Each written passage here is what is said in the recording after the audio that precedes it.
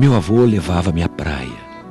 Gostava particularmente de sentar na areia, ouvir o mar batendo, observar as ondas que cresciam ao longe e se calavam suaves, quase aos meus pés, para em seguida reiniciar-se o movimento lá longe. E os pássaros, pássaros de todas as cores, que riscam o céu em retas e curvas, em suaves volteios. Admirei sempre o equilíbrio dos pássaros, o voo ligeiro, o pouso suave. Um dia meu avô falou-me de homens e pássaros. Ele disse: há homens que têm pássaros coloridos na garganta. E eu olhei espantado. Quando abrem a boca, meu avô continuou, os pássaros voam ligeiros, suaves, fazendo volutas nos céus, e a terra fica mais colorida. Seguiu-se um silêncio mágico. Esses homens são raros, disse o velho avô, o rosto iluminado por um sorriso ligeiro. Eles têm sonhos róseos no peito e uma lâmpada dourada na cabeça. Imaginei como seria aquela estranha criatura, até que meu bom avô me interrompesse os pensamentos. Deus, que nos ama sempre, de quando em vez nos envia um desses homens. E nós sabemos logo que o encontramos, porque o mundo fica mais bonito, a vida fica melhor. Levantando-se, meu velho avô segurou minha mão. Andamos no meio da quietude da praia, enquanto os pássaros de todas as cores voavam, embelezando o céu, iluminando a terra. Um dia, completou meu avô profeticamente, um dia você encontrará um homem desses. Você o reconhecerá pelos pássaros coloridos que lhe saem da garganta, pelo róseo coração no peito cheio de sonhos, pela sua luz que brilha sem cessar. Quando isso acontecer, pegue um desses pássaros coloridos, guarde-o com você. Mas não se esqueça, os pássaros desse homem são mágicos. Por onde você passar, distribua o que você guardou. A maior felicidade que existe é auxiliar a distribuir pássaros coloridos. Assim, o mundo fica mais bonito, a vida fica melhor e nós mais felizes. Saímos da praia. Meu avô se foi. Os anos passaram. Mas eu lhes digo que encontrei um homem de luz brilhante na cabeça, de coração rosa e sonhos no peito, de que solta pássaros coloridos que lhe saem pela garganta. Eu encontrei um homem que, por isso mesmo, é um semeador de luz. E vim aqui, como ensinou meu velho avô, distribuir esse pássaro colorido a vocês.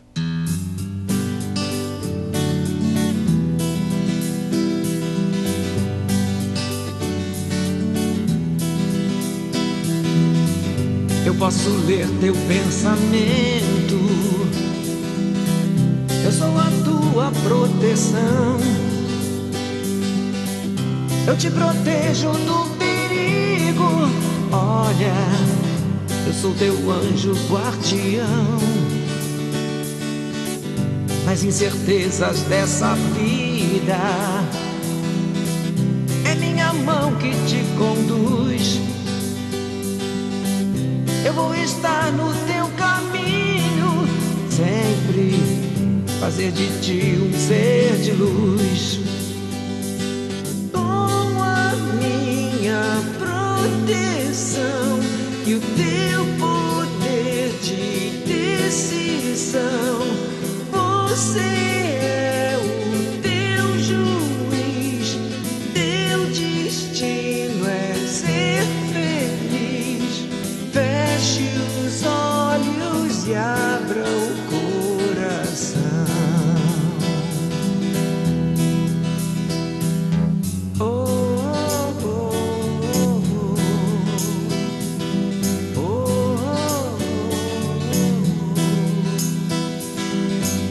Eu quero sempre o teu sucesso. Você nasceu para vencer. Semeando luz pelos nossos caminhos, Divaldo Franco responde a importantes questões para a vida do homem moderno. O que nos aguarda no terceiro milênio? A humanidade sempre tem aguardado alterações no sistema geológico. As velhas tradições ameaçadoras, partindo das profecias de Jesus e mais tarde do Apocalipse de João, estabeleceram que esta mudança seria muito radical. Nós vemos que a Terra vem se depurando, mudando a sua paisagem, alterando o clima. Nós vemos a sua superfície transformada, os grandes pântanos transformados hoje em jardins, muitos desertos transformados em pomares, ilhas vinculadas a continentes, vulcões que deixaram uma imensa quantidade de lava e que hoje estão aparentemente extintos. Naturalmente, na grande transformação, haverá também mudança de paisagem. Uma visão psíquica. Dizia desde há muitos anos que nós marchamos para a luz. Os espíritos têm dito que a luz é a presença de Deus. E graças hoje às conquistas da tecnologia, o período de escuridão na Terra é muito menor. Nós esperamos que no futuro possam ser colocados satélites artificiais em volta da Terra, para que não haja mais sombras. Repetindo a nossa Lua, esses satélites captarão os raios solares durante o dia e essas fontes de energia à noite derramarão suave claridade de luar sobre o planeta. Mas as grandes transformações do próximo milênio serão morais. É o homem encontrar-se com a sua realidade interior. A transformação da justiça. Nós teremos na Terra a justiça social que parte do amor. Espíritos mais felizes reencarnar-se-ão, melhor dizendo, já se estão reencarnando desde a metade deste século, para preparar o advento da Era Nova. Não será um advento momentâneo, não será mudança de uma noite para um grande dia. Ao amanhecer do primeiro dia do terceiro milênio, seremos, como ainda somos, mas lentamente aqueles que não hajamos correspondido às expectativas do bem, perderemos a oportunidade histórica de viajar dessa barca. A barca terrestre que vai singrar por outros horizontes na busca de um perene sol. Levará somente aqueles que estejam preparados para os grandes voos do amor. E naturalmente os que não estiverem em condições serão exilados, é natural. Nós vemos na Bíblia o anjo caído, nas revelações mediúnicas os exilados de capela. E os espíritos dizem que uma nova onda de espíritos rebeldes será exilada da terra para dar margem que o bem floresça. É natural que por enquanto ainda vicejam muitas dificuldades. Se não houver esses espíritos difíceis, como demonstrar os nossos valores éticos? Se não houver aqueles obstinados no mal, como podemos considerar o bem? Se não houver esses que nos agridem, como ensinarmos fraternidade e paz? Haverá como consequência dessas mudanças de natureza mental, moral, que são decorrência da alteração espiritual, a mudança também dos sistemas governamentais, a mudança na própria organização da Terra. A geopolítica será diferente, porque a Terra estará abandonando o seu mundo de provas e de expiações para tornar-se um planeta de regeneração. Arma. A arma é um instrumento da covardia. Quem a tem pretende usá-la.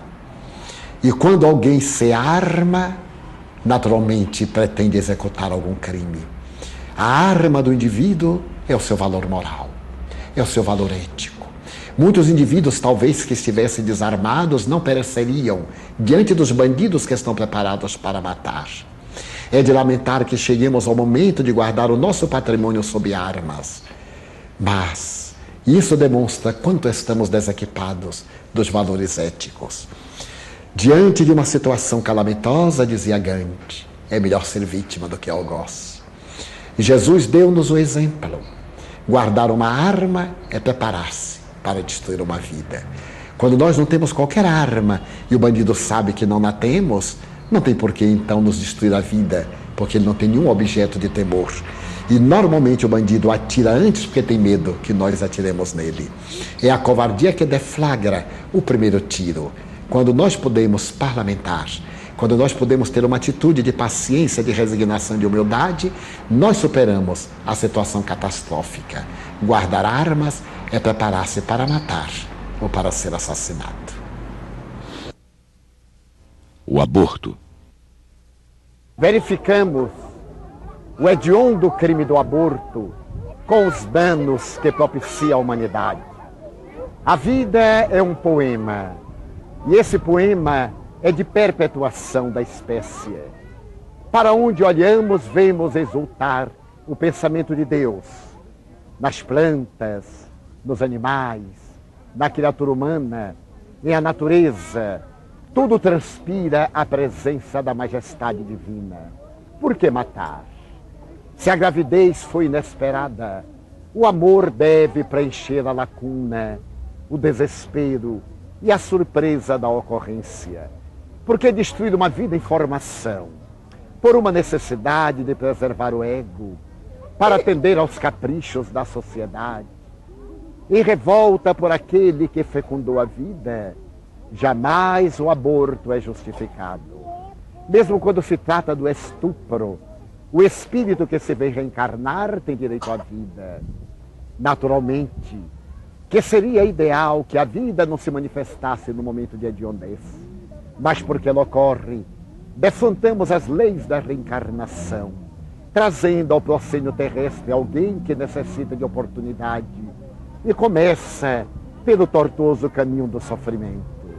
E aqueles que apresentam deformidades já no período em que se encontram na formação fetal.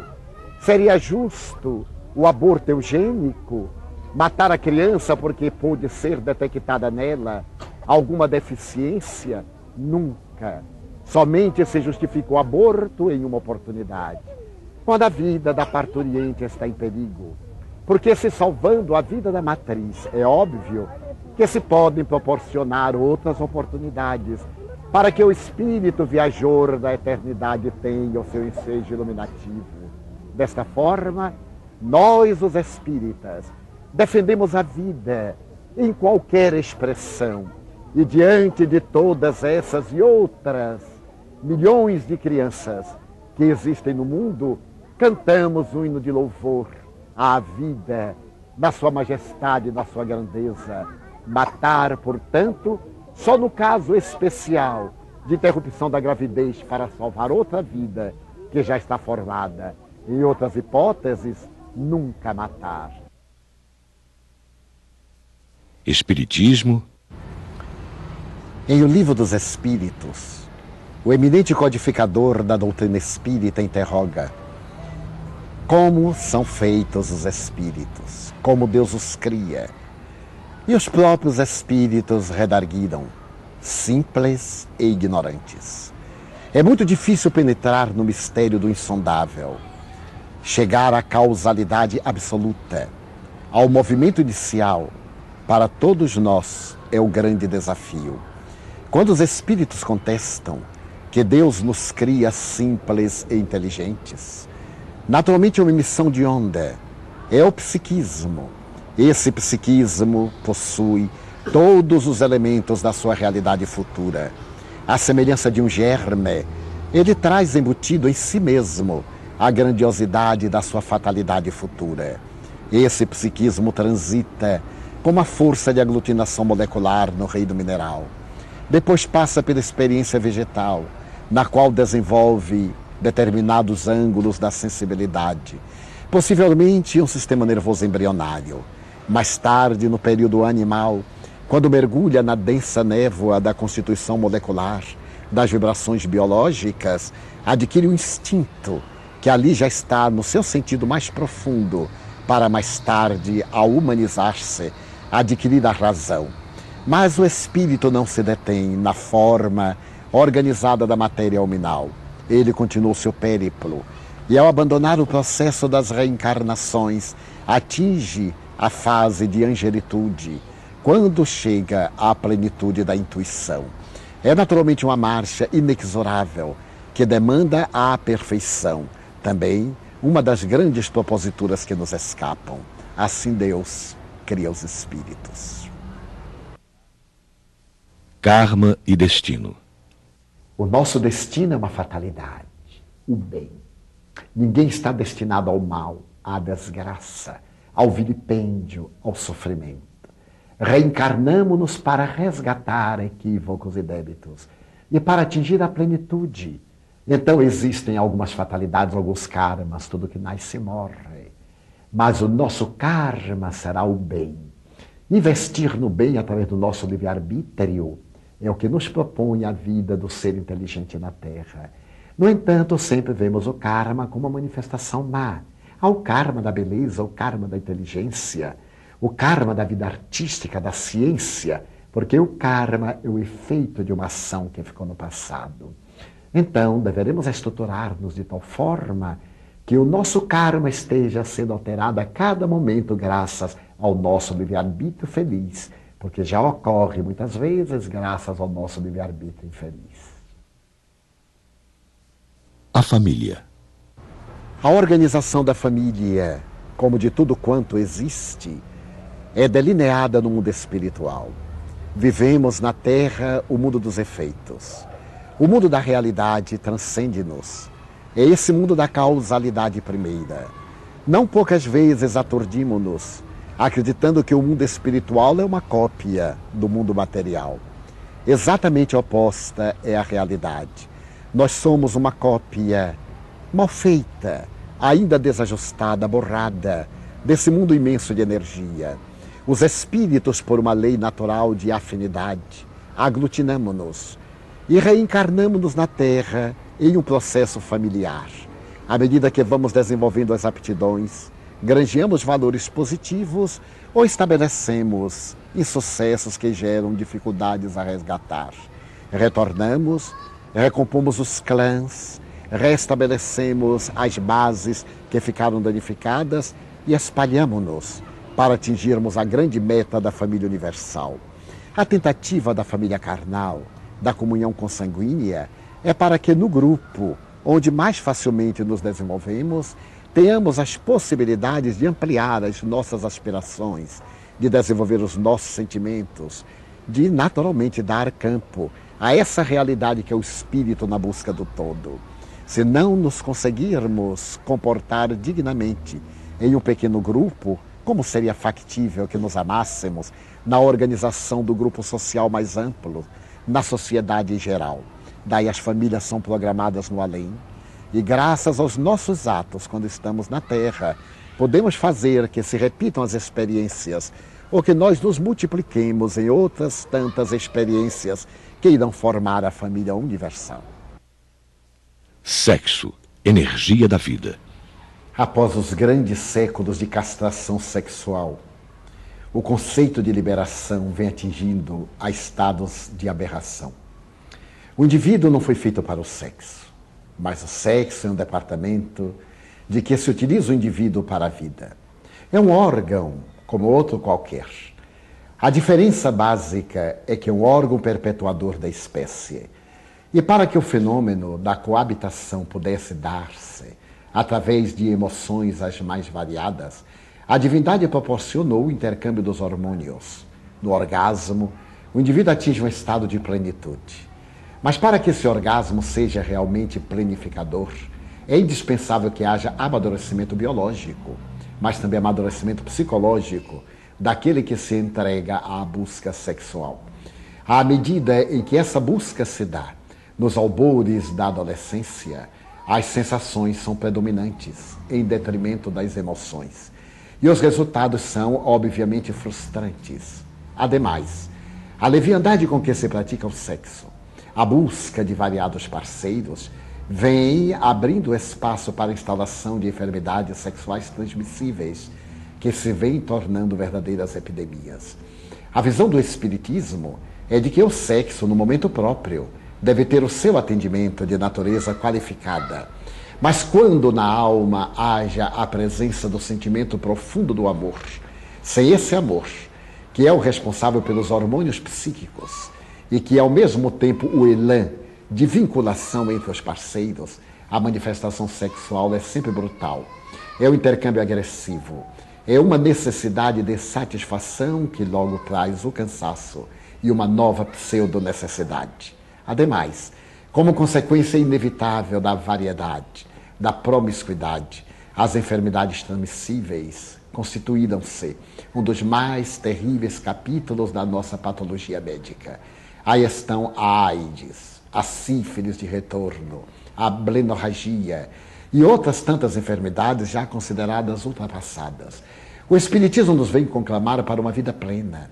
A vida plena é uma vida global.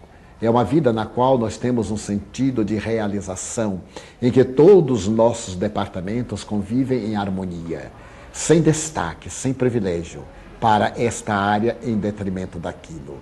No momento em que nos conscientizarmos de objetivos elevados na existência corporal, o sexo se desenvolverá naturalmente. E à medida que vamos amadurecendo, a responsabilidade nos guiará à busca de parceiros com os quais possamos viver em perfeito clima de harmonia. O flagelo das drogas. Entre os cavaleiros do Apocalipse, da visão de João em Patmos, as drogas aditivas constituem hoje um dos mais calamitosos desares da humanidade.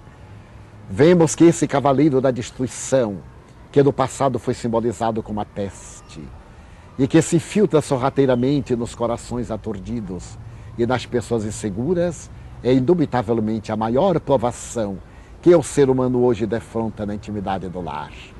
Filhos amados, inábeis para poder suportar as dificuldades, pouco adestrados para as lutas, não resistem às pressões psicossociais, às pressões socioespirituais, e muitas vezes evocando as suas experiências transatas de espíritos primários ainda em formas primitivas, fogem desastradamente para os alcoólicos, para o tabaco, para as drogas ou para o sexo desarvorado.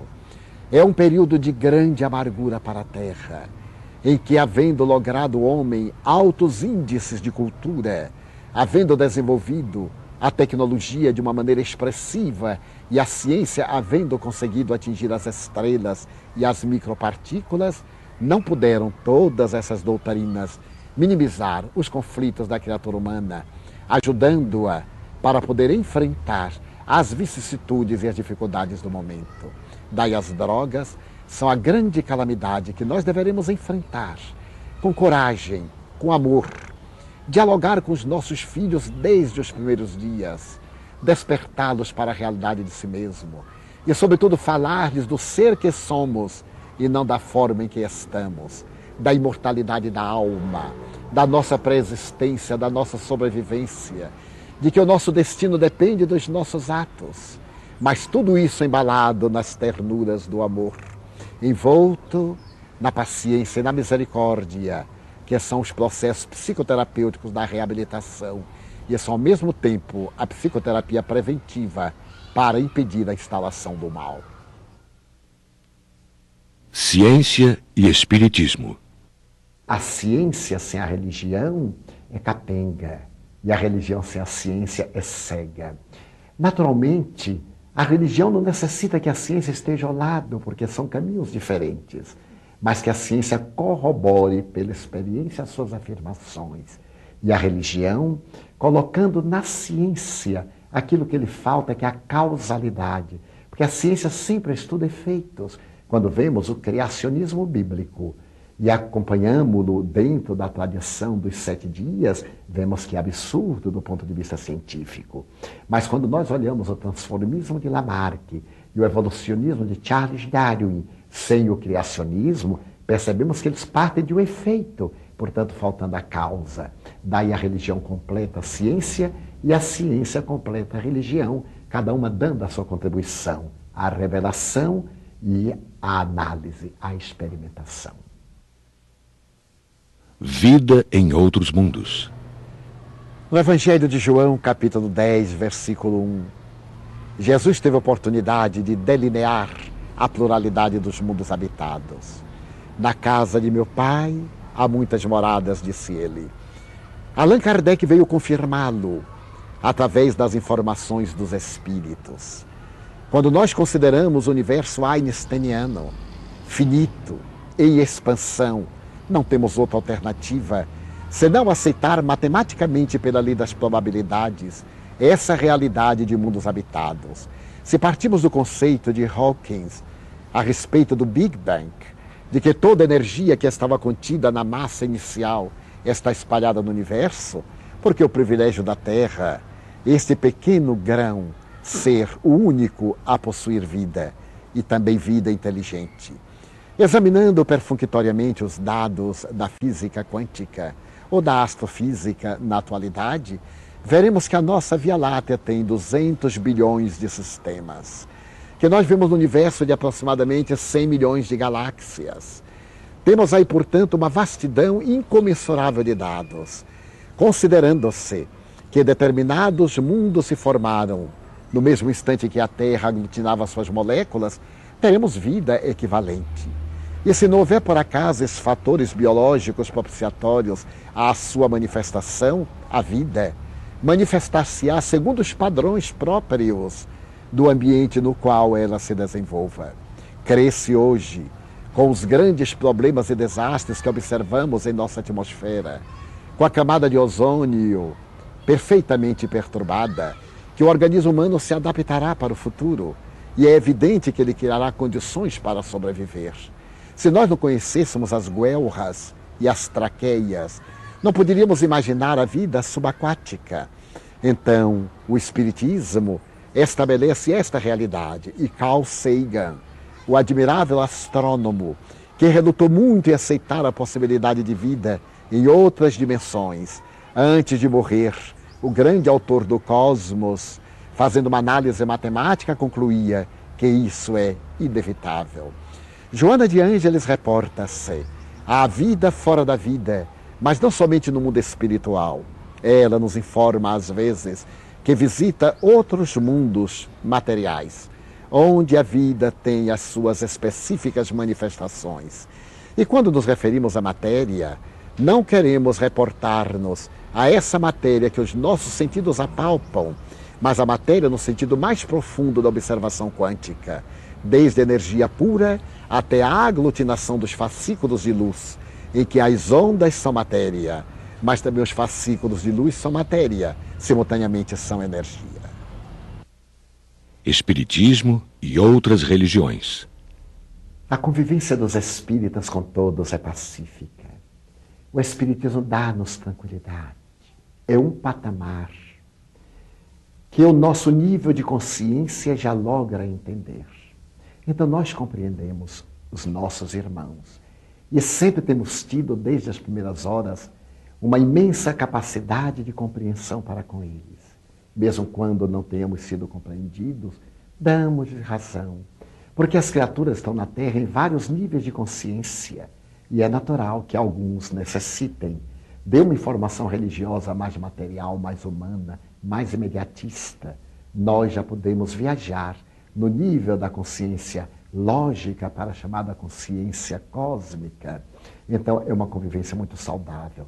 E Allan Kardec previu que o Espiritismo completaria no futuro todas as religiões, porque lhes oferecerá, como vem oferecendo, aquilo que lhes falta, a prova da imortalidade da alma por meio da comunicabilidade dos espíritos, a prova da justiça divina por intermédio da reencarnação e a chave para interpretar as palavras de Jesus, que somente a reencarnação nos pode oferecer, como no caso, e aquele que deveria vir já veio, é esse que aí está, referindo-se ao Elias, que era João Batista reencarnado.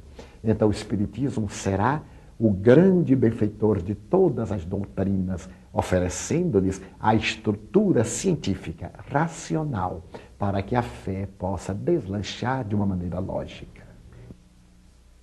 A imortalidade da alma. A própria realidade do ser.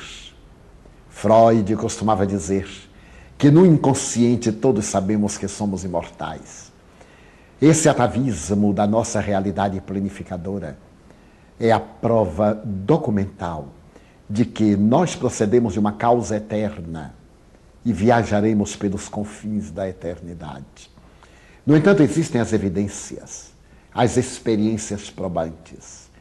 Se fizermos uma análise antropológico-sociológico-psicológica da humanidade, veremos que foram os imortais que retornaram para dar-nos notícias.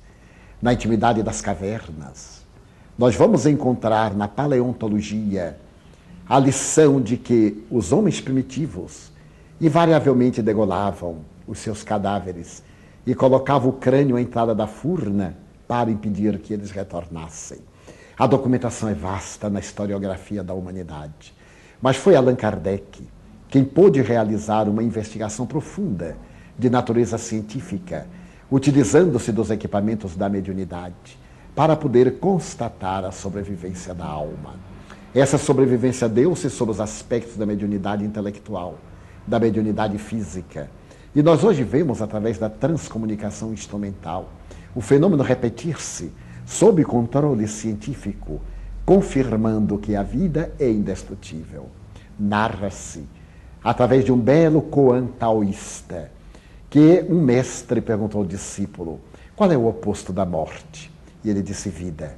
E o mestre disse: estás equivocado. O oposto da morte é nascimento, porque a vida é uma realidade na qual nós passamos pelos fenômenos do nascimento e da morte, sem entrarmos nem sairmos da vida. A vida é esse rio infinito, no qual a energia adentra-se na matéria, nasce ou renasce, sai da matéria, desencarna ou morre, mas a vida continua. As provas da imortalidade da alma multiplicam-se hoje, dentro da psicologia transpessoal, nas experiências das terapias de vidas passadas, ou como preferem alguns, de existências passadas. Nós vamos encontrar as raízes dos males que nos afligem, principalmente no interrelacionamento sexual, nas dificuldades de comportamento interpessoal, nas grandes problemáticas da psicogênese e das enfermidades mentais, uma causalidade anterior que precede a existência atual. É, indubitavelmente, uma prova robusta de que vivemos ontem, portanto viveremos amanhã. Somos, portanto, imortais. Pais e filhos deficientes. Toda vez que há o nascimento de um filho deficiente, há evidentemente um relacionamento entre os genitores e o espírito que se está reencarnando. Muitas vezes, esse filho problema é a luz que vai clarear os horizontes profundos das almas aturdidas. O ser que chega desventurado, essas aves fanadas que tiveram as suas asas partidas e procuram em nosso carinho encontrar o refúgio, são as nossas asas para a elevação. Sucede que há um interrelacionamento espiritual de outras vidas entre aqueles que trazemos hoje uma compreensão saudável e recebemos filhos deficientes para o nosso processo de reabilitação. Quase sempre, esses que nos chegam feridos em profundidade são antigos equivocados que se atiraram aos abismos do suicídio. Perguntar-se-á, e por que os pais devem sofrer com eles? Alguns que têm problemas neurológicos profundos, que têm distonias psiquiátricas que lhes anulam a capacidade de discernir, os portadores da síndrome de Down e de outras degenerescências. Por que os pais devem sofrer? Naturalmente, muitas das injunções dolorosas da vida não resultam apenas daquele que se permite a delinquência. Há invariavelmente outrem que contribui de uma maneira intelectual para o desar. Quantos de nós hemos sido voluntariamente ou não responsáveis, diretos ou indiretos, por determinados insucessos? Quantas vezes, pela nossa obstinação, impedimos determinada realização que o outro, que dependia de nós, não tendo resistências morais, enlouqueceu e atirou-se nos desfiladeiros da amargura, do suicídio, da agressividade justificada do crime. Somos responsáveis indiretos. E porque temos a consciência de culpa, resolvemos recebê-los nos braços para lhes oferecer o amor que nos faltou dar, para completar a ternura que nós não soubemos distribuir e abrir-lhes os braços à oportunidade da evolução.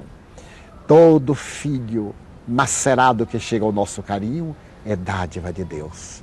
Saber receber um ser amargurado, ceifado, e dar-lhe a oportunidade de viver constitui-nos na atual vilegiatura carnal uma das maiores bênçãos, porque o próprio Jesus houvera dito que melhor seria amputássemos o membro portador de delíquio, de crime, de delinquência, de escândalo, do que termos e entrarmos na vida para mais tarde amputá-lo pela lei da reencarnação.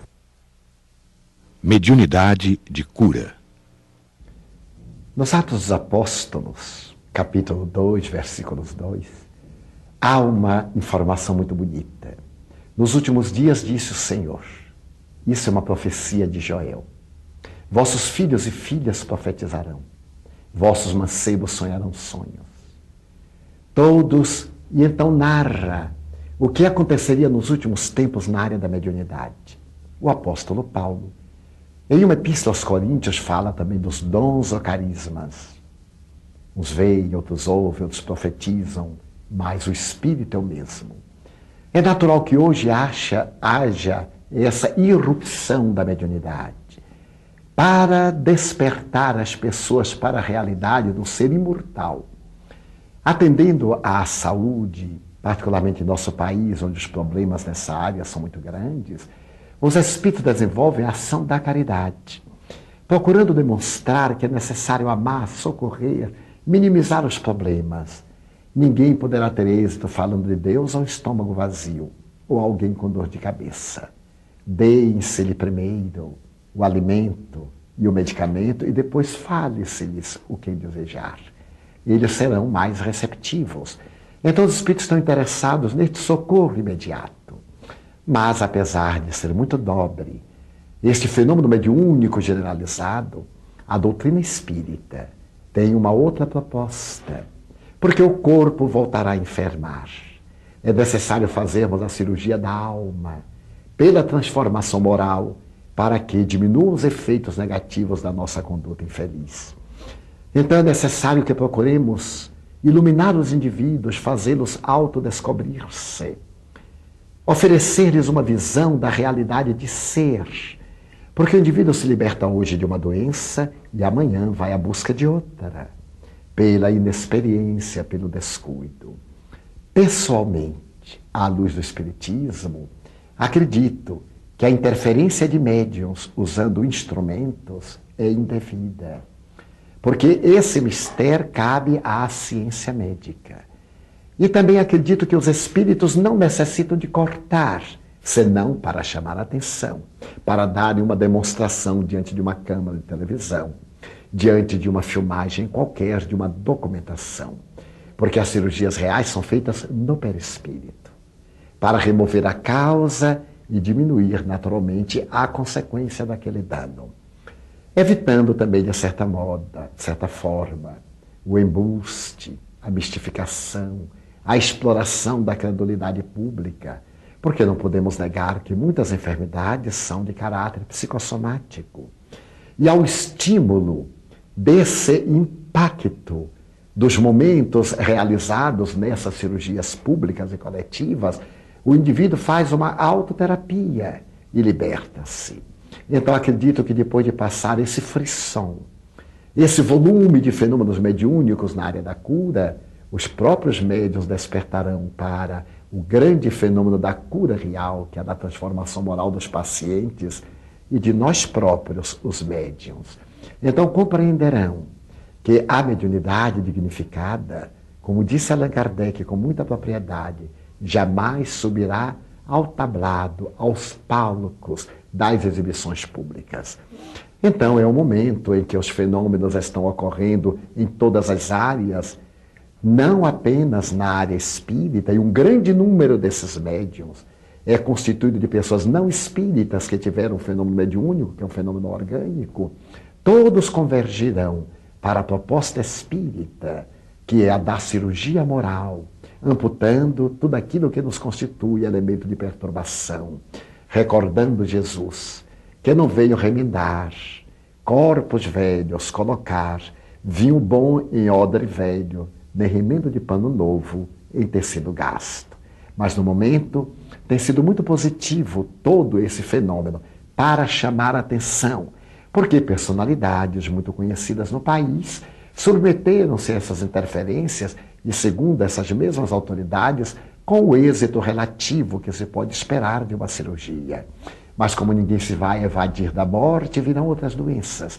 Mas o indivíduo auto-iluminando-se poderá desencarnar com tranquilidade, sem levar as escaras que nos caracterizam na Terra, ou há perturbação no momento do despertar? A existência de Deus. Allan Kardec, na sua admirável previsão lógica, ao interrogar os espíritos a respeito de Deus, muda toda a estrutura do panorama teológico. Até Allan Kardec, a teologia, a teleologia, perguntavam sempre quem é Deus. E a pergunta trazia uma carga antropomórfica. Porque quem é o homem que? Allan Kardec faz uma pergunta ousada. Quem é Deus? E nessa pergunta a resposta não é definitiva, porque ela abarca o infinito, mas não o limita. É a inteligência suprema do universo e a causa primeira de todas as coisas. Mas Allan Kardec era um lógico, profundamente racional, investigador frio. Ele não se detém na resposta. E que provas se pode ter da existência de Deus? Os espíritos redarguem-lhe, através de um axioma, que aplicais às vossas ciências. Todo efeito provém de uma causa, lógico. Tudo aquilo que não foi feito pelo homem, por Deus foi feito. Eu me recordo que recentemente, há um ano, quando o robô Sojourner foi colocado no planeta Marte, graças à nave Pathfinder, esperava-se encontrar ali as evidências de vida no planeta, porque essa experiência tinha por meta constatar se os meteoros que foram encontrados na Antártida e nos quais estariam presentes vestígios de vida micro-orgânica procediam de Marte. E a decepção do mundo científico foi muito grande quando se constatou que as rochas de Marte eram muito semelhantes às rochas da Terra. Então se esperava apertar a mão de Deus, como Yuri Gagarin disse em 1956, quando fez a sua primeira volta em torno da Terra. Estive nas nuvens, mas não vi Deus. Deus está demonstrado por essa lei de causalidade. E a resposta dos espíritos é profundamente lógica. O Dr. Cressy Morrison, que foi diretor do Museu de História Natural de Nova York, estabeleceu 7 razões fundamentais pelas quais ele cria em Deus. E entre muitas, as próprias leis cósmicas. O acaso não pode produzir nada. É impossível conceber que o acaso possa estabelecer matematicamente as leis da causalidade, o equilíbrio gravitacional, a estrutura da Terra, a camada de oxigênio que cobre a Terra, a diferença das flores, das plantas, a grande realidade dos genes, dos cromossomos. Tudo isso levou o Dr. Cressy Morrison a partir para uma causa essencial. E ele termina de uma maneira muito comovedora, repetindo o Salmo número 19 de Davi. O universo proclama a glória de Deus e os astros falam da obra das suas mãos. Então a prova mais notável de Deus está no mundo macroscópico, como também no mundo miniaturizado. A magia do casamento. O Espiritismo encara a separação dos casais e a possibilidade da reconstrução da família como sendo uma proposta perfeitamente natural. Vivemos em uma sociedade que se estrutura em bases éticas e o amor nem sempre está presente nessa estruturação. As pessoas buscamos-nos muitas vezes sob a ação da química que os nossos hormônios colocam na corrente sanguínea. Quando temos uma descarga de adrenalina provocada por um ato de sensualidade ou de simpatia, de reencontro espiritual ou de interesse imediato, naturalmente desarvoramos e buscamos eleger a pessoa que nem sempre é aquela com a qual temos um vínculo mais profundo. Muitos casamentos fazem-se apressadamente. O indivíduo casa-se com a persona, não com a individualidade. Aquele encantamento, aquele arroubo, as sensações que provocam delírio, as buscas que entorpecem os sentimentos, levam ao êxtase. Mas depois vem a realidade, vem o relacionamento. E a amizade que deveria sustentar a união desaparece.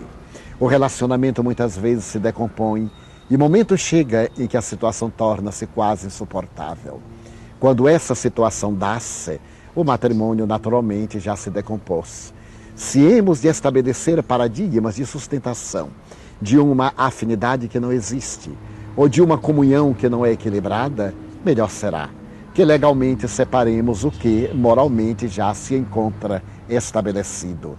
E como não podemos ter uma vida celibatária, não conseguimos manter uma harmonia individualista, o que de certo modo é patológico, é perfeitamente válido que o indivíduo, masculino ou feminino, procure realizar-se numa outra tentativa, porque é função da vida a felicidade. Wilhelm Reich havia estabelecido que a vida tem que ter uma meta de prazer. Esse prazer não é apenas o sensorial, não é somente o prazer de natureza hedonista, mas é também esse prazer estético, esse prazer ético, esse prazer da afetividade. Aqueles que olham Reich como sensualista nem sempre fazem uma análise de completude, porque do ponto de vista espírita, se não houver esse sentido de beleza, de prazer espiritual, a vida é descolorida. E eu me recordo que certa feita Joana de Ângeles, fazendo uma abordagem a respeito da alegria, repetia São João Crisóstomos: nada mais triste do que um santo triste. O verdadeiro santo não é aquele que se castra, que se mascara de pulcridade e que no fundo é aparentemente puro, é puritano. É aquele indivíduo que exterioriza a luz da alegria de viver. Então, nos matrimônios cujo insucesso se estabelece, é perfeitamente válida a sua anulação, partindo para novas experiências, o que não justifica que por qualquer motivo venhamos a romper vínculos que são profundos, ou que realizemos uma viagem de sexo gratuito, transferindo-nos de patamar afetivo e produzindo lesões nas almas que ficam danificadas. Daí o Espiritismo, fazendo uma análise a respeito do divórcio, e Allan Kardec, com muita propriedade, estudando a questão, cita Jesus, que no princípio não era assim. É que vale dizer que o matrimônio é uma necessidade legal. A busca pela harmonia do indivíduo ao lado de um parceiro construindo a família, graças à monogamia, é uma conquista da ética, da cultura e da civilização, mas não é impeditiva que o indivíduo, experimentando dores e angústias atrozes, frustrações profundas, não se possa liberar, às vezes a pretexto de pagar o karma. Os karmas não devem ser pagos, os karmas devem ser superados. Allan Kardec preferiu a lei de causa e efeito, a injunção karmática. O bem que se faz anula o mal que se fez. Reparar pelo bem o mal que se realizou, eis o grande desafio e a proposta psicoterapêutica da doutrina espírita. Ciência e reencarnação. O Dr. Ramendra Nath Banerjee e, posteriormente, o Dr. Ian Stevenson, catedrático de neuropsiquiatria da Universidade de Virgínia, publicaram obras memoráveis. O último, o célebre 20 casos que sugerem a reencarnação. E Banerjee, que pesquisou quase 1000 crianças que se recordavam de terem havido antes, demonstram hoje, com as admiráveis provas conseguidas por Dr. Brian Weiss e pelos modernos psicoterapeutas transacionais, transpessoais, da psicologia com alma, de que a lembrança de vidas passadas é uma prova evidente de que vivemos antes. A faculdade de falar idiomas que não estão em nosso código genético, portanto a xenoglossia, a glossolalia, o fenômeno das reencarnações manifestado nas obsessões, são unânimes os espíritos perturbadores a dizerem que estão cobrando dívidas de encarnações anteriores. Demonstram a realidade científica de que nós vivemos antes. Depois a chamada memória extracerebral, que foi estudada por Banerjee de uma maneira maravilhosa. Eu me recordo, por exemplo, de um fato que a mim me fascina. Um menino inglês de 8 anos, analfabeto, que era um excelente matemático, Sir Colborne. Sendo ele descendente de analfabetos, porque os camponeses da Inglaterra, até 1908, eram todos analfabetos. Ele não tinha nenhuma informação genética, não podia estar sendo objeto do inconsciente coletivo, detectado por Jung, para explicar às vezes o déjà vu, o déjà senti. Esse menino, no entanto, respondia a qualquer questão de matemática em alguns segundos. E submetido a um teste de coeficiente intelectual em Londres, o professor lhe pede para que ele dê, depois de uma larga discussão, a 16ª potência do número 8. E ele, sem titubear, responde em 3 segundos. é igual a 281 trilhões, 474 bilhões, 976 milhões, 710.656 unidades. E quando os professores foram operar, estava absolutamente certo. Pergunta-lhe então, o professor de matemática, mas como você sabe? Ele diz, lembrando-me. Eu me lembro que não me lembrava que lembrava. Agora que eu recordei, eu me lembro que sei. Estava numa memória não genética, não numa memória cerebral. Então são as provas demonstrativas de que a vida é uma realidade antes da organização biológica.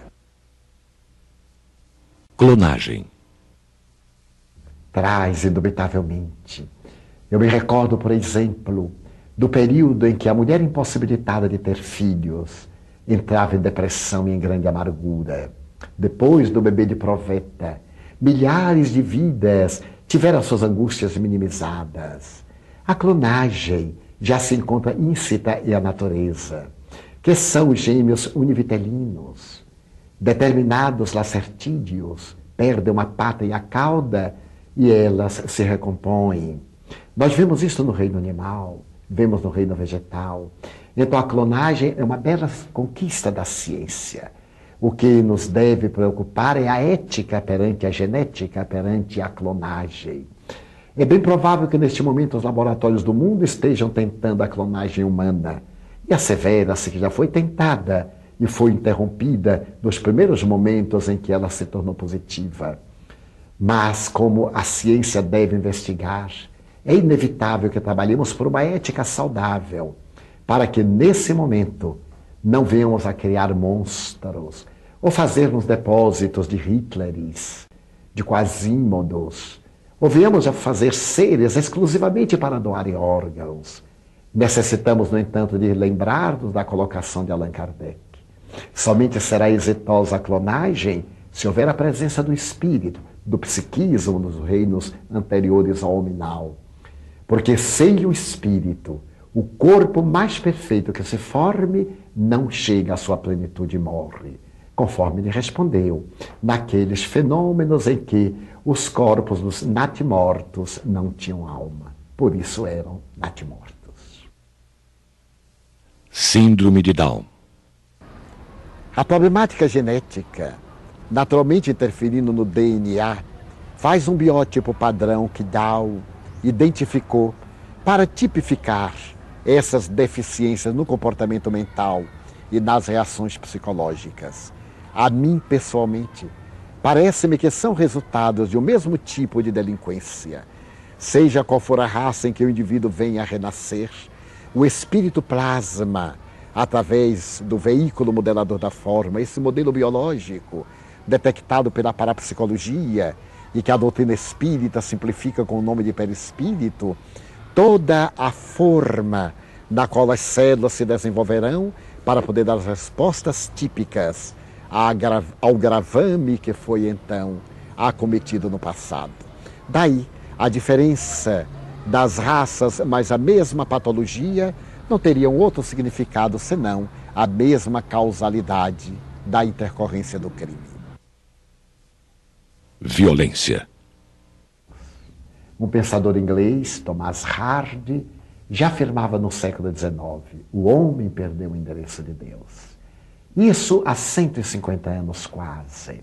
A criatura moderna perdeu o endereço de si mesma, que é o endereço de Deus. O psicólogo Rollo May faz uma anatomia da violência a partir da Guerra Franco-Prussiana de 1870 e diz que a violência de hoje é resultado de muitos fatores das belicosidades coletivas das nações.